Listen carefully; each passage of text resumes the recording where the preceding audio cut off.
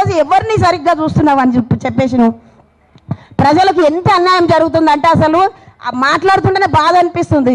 ఎంత బాధ అంటే చెప్పలేనంత. మొన్న ఖమ్మంలో కూడా చూసినాం వాళ్ళ పరిస్థితి. ఒక్కొక్కరు అయితే కాలువాయ్ చేయవాయ్ అని చెప్పేసి ఏడ్చుకుంటా ఉరుకొస్తున్నా కూడా కనికరం లేని మనిషి అయిపోయినాడు. అసలు మనిషివేనా నువ్వు? అసలు మనిషిలాగా ఉట్టలేదా నువ్వు? ఈరోజు ప్రజల కోసం ఎందుకు ఆలోచిస్తలేవు?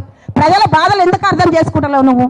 నువ్వు అర్థం చేసుకునేదాకా మా పోరాటం ఆగదు. ఎందుకంటే అన్ని బస్తీల మహిళలందరూ కూడా ఏకమవుతారు. రోడ్డు మీదకి ఆల్రెడీ వచ్చేసినాం, ఇప్పుడు కూడా వస్తాం.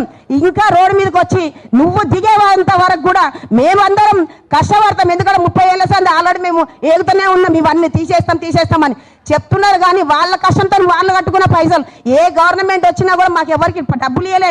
వాళ్ళ పైసలతో వాళ్ళు కట్టుకున్న ఇండ్లను వాళ్ళని ఈరోజు తీసేస్తామంటే వాళ్ళు ఎట్లా ఊరుకోరు. నువ్వు ఈరోజు గవర్నమెంట్ మా పైసలతోని నువ్వు ఒక 5 లక్షల జీతం తింటున్నావు. మా పైసలతోని నువ్వు పెద్ద ఇల్లు కట్టుకో. ఇప్పుడు ఇంట్లో ఉన్నావు, నీకు ఒక 500 గజాల ఇల్లు ఉంది. నీ భార్య మంచిగా బతుంది, నీ బిడ్డ మంచిగా బతుంది. ఈరోజు నీ ఫ్యామిలీ గురించి ఆలోచిస్తున్నావు కదా, అందరి ఫ్యామిలీ గురించి ఎందుకు ఆలోచిస్తావు? ఆలోచించాలి. ఆలోచించకుంటే నువ్వు మళ్ళీ దిగుతావు బిడ్డ. చూసుకోను, జాగ్రత్త.